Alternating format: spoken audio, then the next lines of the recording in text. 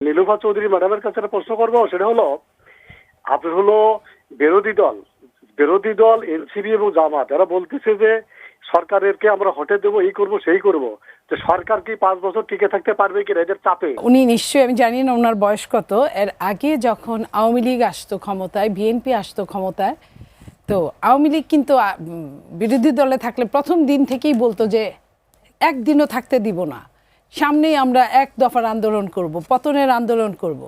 সেখানে আমরা কি দেখেছি, এইসব আন্দোলন মাথায় নিয়েও কিন্তু 5 বছরই চলেছে এবং সেই দলগুলো কিন্তু অনেক বড় ছিল এবং বিএনপিও কিন্তু অনেক সময় বলেছে আওয়ামী লীগে যৌক্তিকভাবে যে এই সরকারকে আমরা চাই না, মধ্যবর্তী নির্বাচন চাই, আপনার 9-8 নির্বাচনে, 14 নির্বাচনে এবং 18 নির্বাচনে, তার আগে 96 নির্বাচনের পরে বলেছে। তো সেইখানেও কিন্তু 5 বছরের একদিন আগেও নামানো যায় নাই।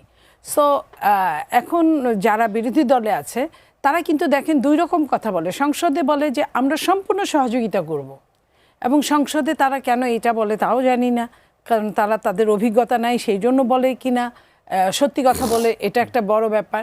এবং যখন তারা সংসদে ওই কথাগুলো বলে ঠিক তখনই বাইরে কিন্তু অন্যরকম কথা তারা বলে।